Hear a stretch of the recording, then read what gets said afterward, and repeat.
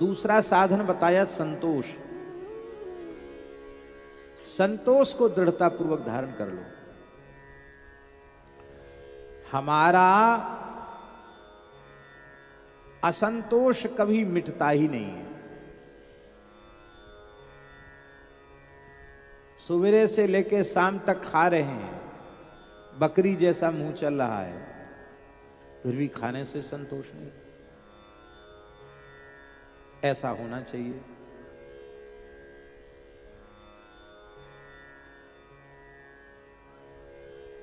बढ़िया कपड़ा, कपड़े का प्रयोजन क्या है ये बताओ। वस्त्र का प्रयोजन क्या है? आप लोग देव पूजा कर रहे हैं, इस समय अनुष्ठान चल रहे हैं, ब्राह्मण देवता सब बड़ी श्रद्धा से पार्थिवार्चन हो रहा है, पंचदेवार्चन हो रहा है। भारतवर्ष गोवध के कलंक से मुक्त हो, गोवंश सुखी हो, गोभक्तों के सभी संकट दूर हो, भगवान के चरणों में सबका दृढ़ अनुराग हो। यही सब पवित्र भावों को लेकर ये अनुष्ठान चल रहे हैं। व्यक्तिगत कोई किसी का निहित स्वार्थ की पूर्ति, कामना की पूर्ति प्रयोजन नहीं। तो पौराणिक मंत्र जब ब्राह्मण बोलते हैं तो क्या बोलते हैं? वस्त्र का मंत्र बोलो।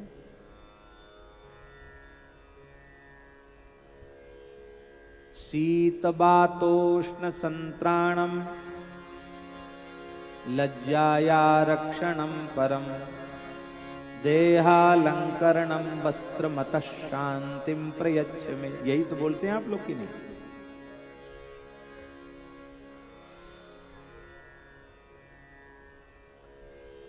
अब तो हमें भूल गया, नहीं तो हमें सब मंत्र याद थे पूजा वाले, सब मंत्र याद थे। अभ्यास रहने से याद रहते, नहीं तो सब भूल जाता है। तो सर्दी लग रही हो तो कपड़े से सर्दी मिट जाएगी। शीतलहरी चल रही है, कपड़ा ओढ़ लो तो कुछ बचाव हो जाएगा। बहुत गर्मी लग रही, लपट लग रही हो तो भी कपड़े से, झुलसने से, लपट से बच जाओगे। और लज्जा रक्षण, हमारी लज्जा सुरक्षित रहती है। और शरीर का सौंदर्य तो वस्त्र से बढ़ता ही है। तो वस्त्र का प्रयोजन है ठंडी गर्मी से और लज्जा से हमारी रक्षा, हमारी लज्जा की रक्षा करना, ठंडी गर्मी से हमें बचाना। इतना ही तो वस्त्र का प्रयोजन है। और क्या है वस्त्र का प्रयोजन? और इस प्रयोजन की सिद्धि भी भगवान की दया से हो रही है, फिर भी हमें कपड़े से असंतोष है।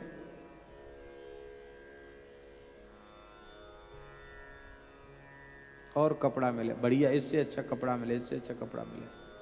देखो, बड़ी विनम्रता पूर्वक कह रहे हैं, ब्राह्मणों के लिए ये चितकबरे कपड़े, रंग बिरंगे कपड़े पहनना निषिद्ध हैं। काला कपड़ा, नीला कपड़ा, एकदम लाल कपड़ा, हरा कपड़ा, ये सब पहनना निषिद्ध है।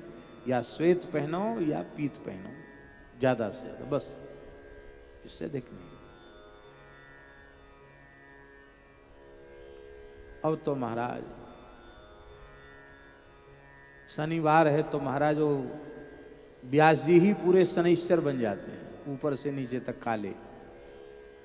बुधवार है तो बुध तो बेचारे हरे है ही हैं, वो ऊपर से नीचे तक हरे हो जाते हैं।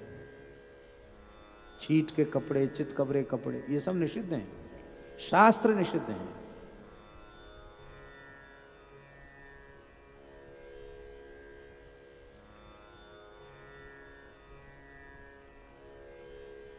सात दिन की कथा की अलग अलग ड्रेस बनती है।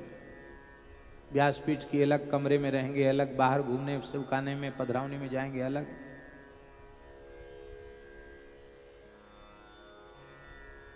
हम कई बार कहते इतने कपड़े क्यों लेते हो?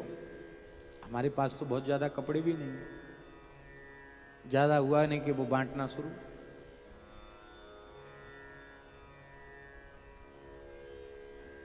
और एक ही जैसे कपड़े हैं, अलग अलग तरीके तो कपड़े नहीं। पर झूठ या सच भगवान जाने, हमने सुना है कि 4-4 सूटकेस कपड़ा भर के चलता है केवल पहनने के लिए। इसी को कहते असंतोष। असंतोष के संबंध में असंतोषात पतत्यधा, असंतोष केवल नीचे गिराने का ही काम करता है और कोई काम नहीं। असंतोषात पतत्यधा, असंतोष से नीचे गिरता है, संतोष से ऊपर उठता है। असंतुष्टा द्विजा नष्टा, ब्राह्मण असंतोष करे तो ब्राह्मण नष्ट हो जाता है। साधु हो ब्राह्मण हो, असंतोष करे तो वो नष्ट हो जाए।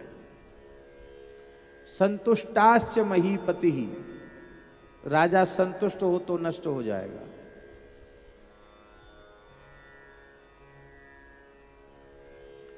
चीन ने हजारों वर्ग किलोमीटर भूमि हमारी छीन ली, कब्जा कर लिया। और उस समय के जो शासक थे वो बड़े संतोषी थे। बोले कोई बात नहीं, ये हजारों वर्ग किलोमीटर भूमि किसी काम में आती नहीं, पेड़ पौधा भी होते नहीं, हिमालय की भूमि, जाने दो, ले गए तो ले गए, जाने दो क्या। उसका दुष्परिणाम हुआ कि मानसरोवर जैसा महान तीर्थ, कैलाश मानसरोवर, जो भारत का अभिन्न अंग है, और आज वो भारत में नहीं है, चीन की सीमा में। सबसे कठिन यात्रा है वहां की, बहुत कठिनाइयां वहां जाने में। पहले हमारे मन में खूब विचार था कि हम जाएंगे, और अब हमारे मन में ये विचार है कि भगवान के संकल्प से यदि हमारे जीवन काल में मानसरोवर कैलाश फिर से भारत में आ जाएगा तो हम जाएंगे, शरीर जाने लायक रहेगा तो, और नहीं तो हमें जाने से कोई प्रयोजन नहीं।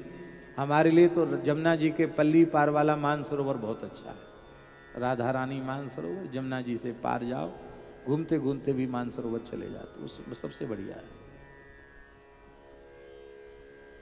ये राजा के संतोष का परिणाम था कि भारत की इतनी पवित्र भूमि, हजारों वर्ग किलोमीटर की भूमि चली गई।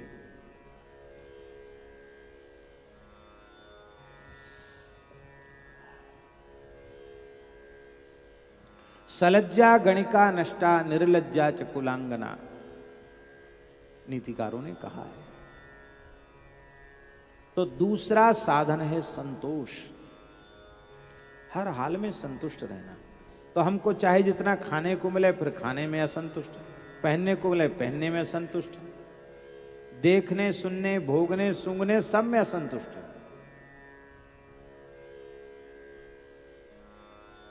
संतोष है ये। ऐसे ही धन की प्राप्ति में भी भारी असंतोष।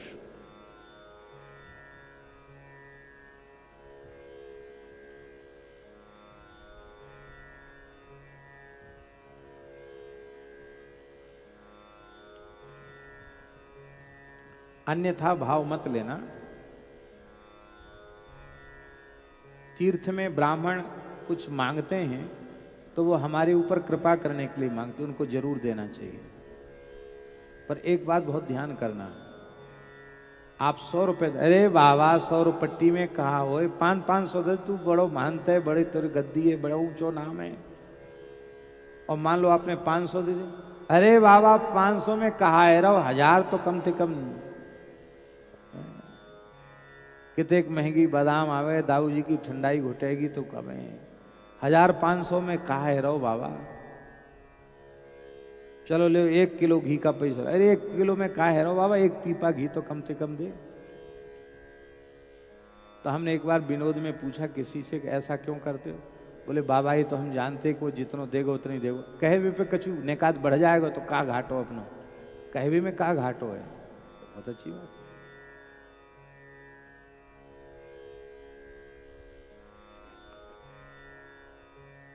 कोसी जा रहे थे, बक्सर वाले महाराज जी के साथ थे, तो रोड से जा रहे थे गिरिराज जी होके, उधर नंदगांव कोसी होके रास्ता है ना, तो बरसाने के सामने से निकले। तो दर्शन का अवकाश नहीं, हम भी थे साथ में और एक महाराज श्री करके संत वो भी थे। तो बक्सर वाले मामा जी को जैसे ही बरसाने के कुछ पंडा समाज के लोगों ने देखा तो अरे मामा आयो, मामा आयो, और अरे अब तो छना घुटा जा, कुछ दे जा। तो मामा जी तो बड़े विनोदी भी थे, ऐसे कह के बोले भैया हम तो ब्रजवासन थे, भीख मांग के खाए वाले, हम कहा दें अरे ये ना देगो कचू एक कचू ना देगो, ज्यादा कहेंगे तो गारी देगो, ये गारी। मामा जी गारी गाते थे, गारी देगो। खैर सबको थोड़ा थोड़ा सबको सेवा कराई उन्होंने। श्याम जी कोसी वाले थे, अदेव भाई ब्रजवासी को थोड़ा थोड़ा दो, पर उन्होंने जैसी याचना तो मामा जी ने ऐसे कर दिया, भैया हम तो आप सब ब्रजवासियों के भिखारी हैं, कृपा के टुकड़ा खाए हुए वारे तुम्हें हम कहा देंगे, भिखारी से क्या मांग रहे हो। ये उनका दैन्य था, हर चीज में संतोष।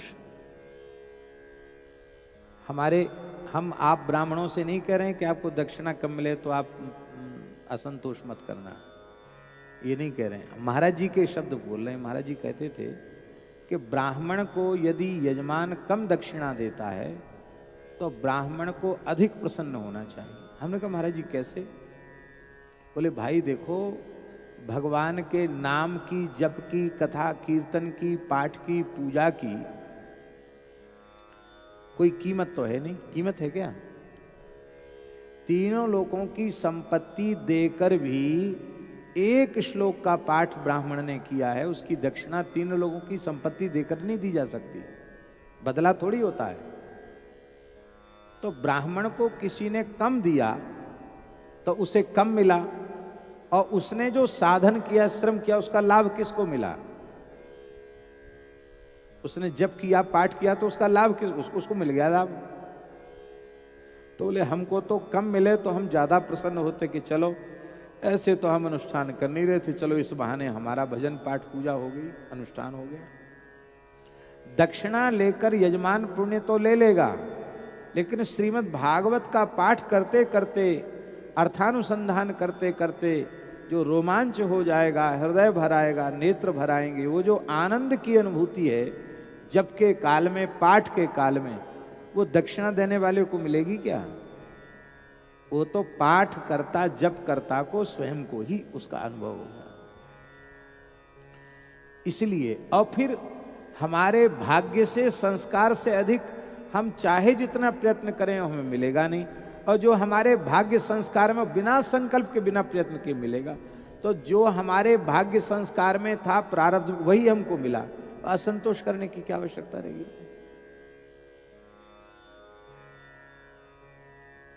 पर कम मिले तो असंतोष है ही, ज्यादा मिले तो कहते अरे बहुत कम मिला, इकट्ठा तो बहुत हुआ था, बताओ इतना ही दिया, और देना चाहिए था। तो दूसरा साधन है संतोष। पहला साधन क्या है? समता। दूसरा साधन है संतोष। बिनु संतोष न काम न साही, काम अछत सुख सपने नाही। हमारे महाराज जी कहते थे कि हमें अपने जीवन में कभी असंतोष ही नहीं हुआ। एक बुंदेलखंड का छोटा गांव है, उस गांव में महाराज जी की कथा थी। महादेव भी बन रहे थे वहां बुंदेलखंड में, शंकर जी बहुत बनते हैं, और भी कई अनुष्ठान थे, कई ब्राह्मण थे। तो पिताजी को महाराज जी ने पत्र लिख दिया था कि तुम मूल पाठ के लिए आ जाना। तो प्रायः महाराज जी कृपा कर देते थे, और पिताजी को छुट्टी सरकारी नहीं होती तो तनख्वाह कटा करके, इस लोभ से कि कथा सुनने को मिलेगी और श्री गुरुदेव भगवान के श्री अंग की सेवा मिलेगी, इस भाव से वो जब उस क्षेत्र की यात्रा होती तो लाख काम छोड़ के महाराज जी की सन्निधि में रहते। तो वहां एक ब्राह्मण देवता थे, रसोई बनाने वाले। राजस्थान और बुंदेलखंड ये दो क्षेत्र ऐसे हैं, इन क्षेत्रों के लोग थोड़ा चटपटा बहुत खाते हैं। आंख नाक कान सबके स्वर निकल जाएं, जब तक सब छिद्र खुल ना जाए तब तक इनका भोजन उनको वही भोजन प्रिय। सी करते जाएं, आंख बहती जाए, नाक बहती जाए तो समझेंगे हाँ कुछ खाया पिया। तो वो उनको लोग पंडा जी कहते थे। वो पंडा जी ऐसे बनाते थे रसोई के वो तो उनका बस नहीं चलता, नहीं तो पानी परोसने वाले में भी हरी मिर्चा घोर दें वो ऐसे, लाल मिर्चा घोर, इतना मिर्चा।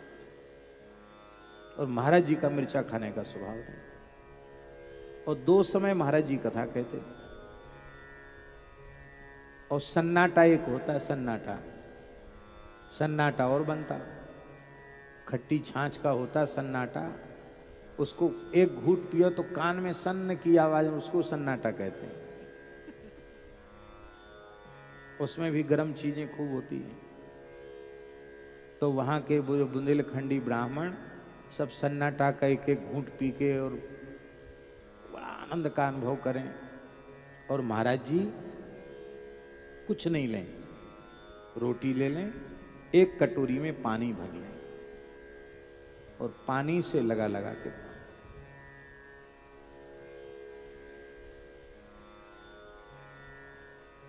दही नहीं, दूध नहीं, साग नहीं, दाल नहीं, शक्कर नहीं, घी नहीं, पानी, रोटी और पानी। पिताजी ने कहा कि महाराज जी आप कैसे कितने श्रम कर रहे हो, कथा में 8 घंटे बोल रहे हो, पानी में डुबा के रोटी खाते हैं। तो हम रसोईया जी को कह देते, पंडा जी को, कि मिर्चा डालने के पहले थोड़ा आपके लिए निकाल दिया करें दाल।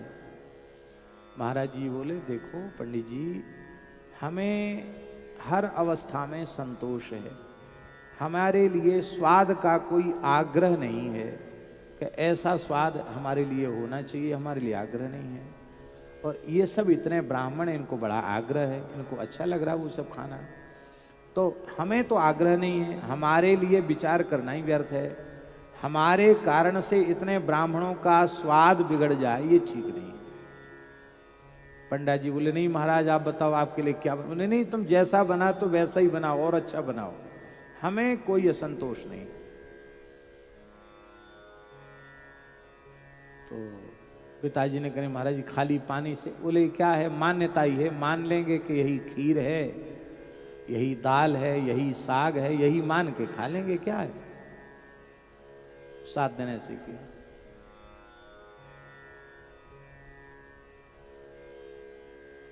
इधर नैमिषारण्य तरफ, इधर फर्रुखाबाद की तरफ, ये जो सीतापुर क्षेत्र है, इधर एक गांव में कथा कहने गए, कोई व्यवस्था नहीं थी। तो कथा कहने के बाद खेत से बथुआ ले आते महाराज जी, खुद ही व्यास जी ही बथुआ ले आते। थोड़ी देर घूमने जाते, मेड़ मेड़ बथुआ ले आते और बस बथुआ का साग और रोटी।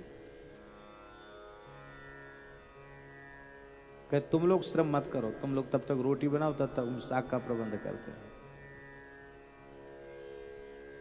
पूरे जीवन में कभी असंतोष हुआ ही नहीं, हर समय संतुष्टि। ये बहुत जरूरी चीज है, संतोष। तीसरा साधन, विचार विमल अति, अति विमल विचार, अत्यंत निर्मल विचार। इन निर्मल विचार का अर्थ है जिन विचारों में ईर्ष्या न हो, कुटिलता न हो, दूसरे के अनिष्ट अशुभ का चिंतन न हो, सभी प्राणियों के परम हित के चिंतन की भावना हो, समस्त प्राणियों के प्रति दया, कृपा, क्षमा, करुणा आदि के व्यवहार की बात हो, ऐसा विचार जो कामना वासना से सर्वथा शून्य हो।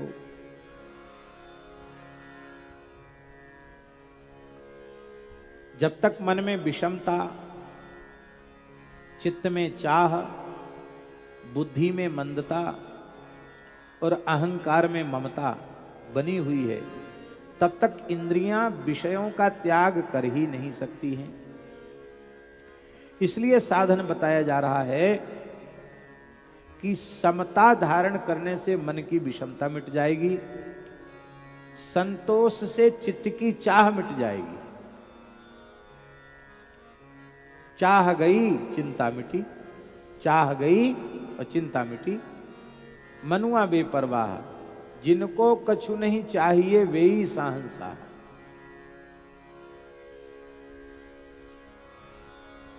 और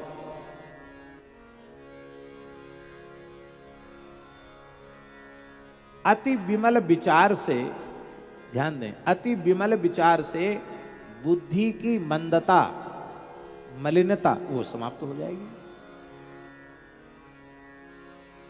और अब है अहंकार में ममता। तो सत्संग से अहंकार की जो ममता है वो नष्ट हो जाएगी। और जब ये ममता नष्ट हो जाएगी तब बड़ी सरलता से जीव भगवत प्राप्ति के पथ पर अग्रसर हो जाएगा। और इन 4 दोषों को त्यागते ही, इन 4 गुणों को ग्रहण करते ही 6 दोषों का त्याग स्वतः ही हो जाएगा। कितनी ऊंची बात। मुनाफा किसको कहते हैं रुंगटा जी? और घाटा किसको कहते हैं?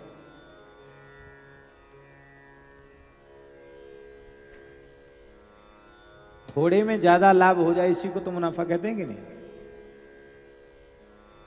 4 चीजें धारण कर ली तो 6 दोषों का त्याग हो, इतना बड़ा फायदा हो गया। कौन कौन? समता, संतोष, विमल विचार और सत्संग।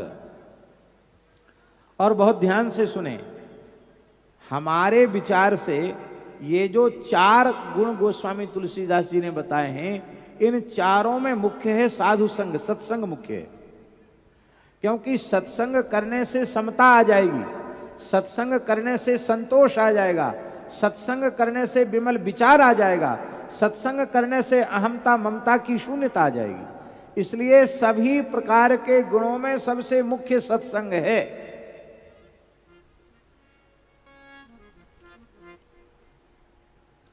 कल भी हमने कहा था, परसों भी कहा था और जीवन भर कहते रहेंगे, जीव के कल्याण का सबसे तेज साधन है सत्संग।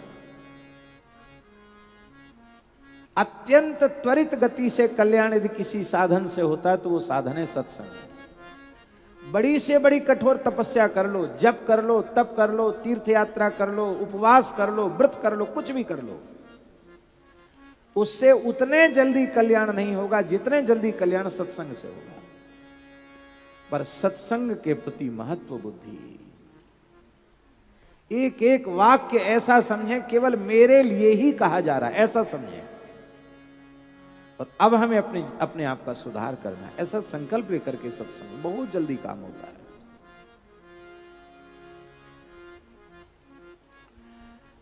बार बार बर मांगी हूं, हरसि देहु श्री रंग, पद सरोज अन पायनी, भक्ति सदा सत्संग। सत्संग इससे क्या होगा? बोले काम नष्ट हो जाएगा। काम माने कामना, क्रोध नष्ट हो जाएगा सत्संग से। समता, संतोष, विमल विचार और सत्संग, ये 4 चीजें मजबूती से अपने जीवन में पकड़ लोगे तो काम नष्ट हो जाएगा। काम नष्ट होना जरूरी है। क्यों? क्योंकि संतोष से काम नष्ट होगा। बिनु संतोष न काम न साही, काम अछत सुख सपने हुना। कामना, संतोष कर लो अर्थात कामना रहित हो जाओ, कामना रहित हो जाना या संतोष कर लेना एक ही बात है। तो भजन की सारी बाधाएं दूर हो जाएंगी। पूज्य श्री मलूकदास जी का एक पद है, बड़ा सुंदर पद है।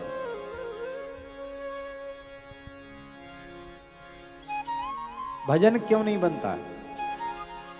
बोले भजन इसलिए नहीं बनता कि हम संतोष को धारण नहीं करते हैं। हम संतोष धारण करें तो भजन बनने लग जाएगा। मलूकदास जी का पद है, भजन बने ना तो से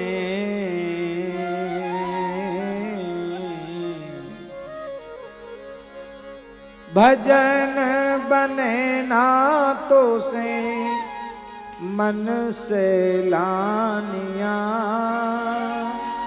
भजन बने ना तो से मन से लानिया। भजन बने ना तो से मन से लानिया। भजन बने ना तो से मन से लानिया। क्यों नहीं बनता भजन? खट्टा मीठा भोजन चाहिए और ठंडा पानिया। खट्टा मीठा भोजन चाहिए और ठंडा पानिया। चावने को पान चाहिए और पीक दानिया। चावने को पान चाहिए और पीक दानिया। भजन बने ना तो से मन से भजन बने ना तो से मन से लानिया। और क्या क्या चाहिए? सेज तो तुरंगी चाहिए रूपवंती नारियां। सेज तो तुरंगी चाहिए रूपवंती नारियां। पूत तो सपूत चाहिए, पूत तो सपूत चाहिए कुल की निशानियां। पूत तो सपूत चाहिए कुल की निशानियां। भजन बने ना तो से मन से ला। भजन बने ना तो से मन से लानिया। हाथी चाहिए घोड़ा चाहिए तंबू आसमानिया। हाथी चाहिए घोड़ा चाहिए तंबू आसमानिया।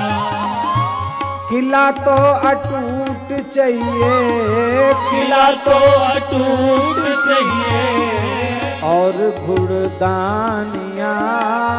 किला तो अटूट चाहिए और घुड़दानिया। भजन बने ना तो से मन से ला। भजन बने ना तो से मन से लानिया। और क्या हो गया? बालापन बीत गयो बीती है जवानियां। बालापन बीत गयो बीती है जवानिया।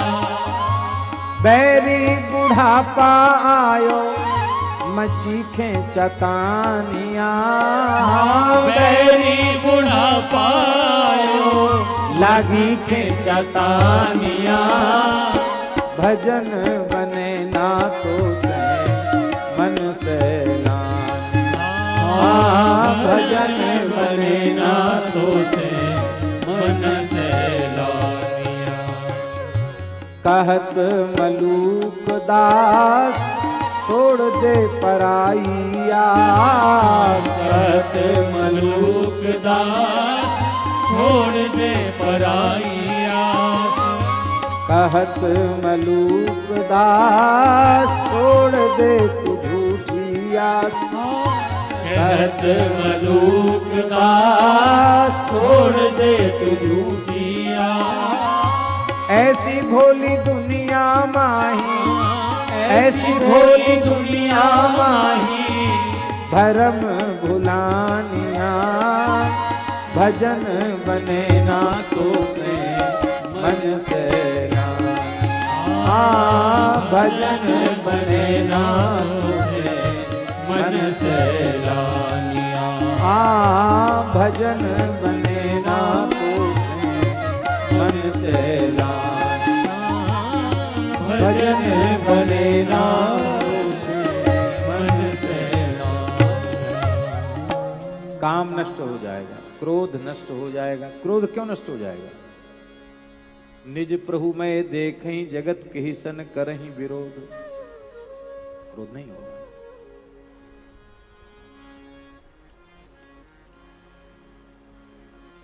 सब में भगवान दिखेंगे तो क्रोध कैसे होगा?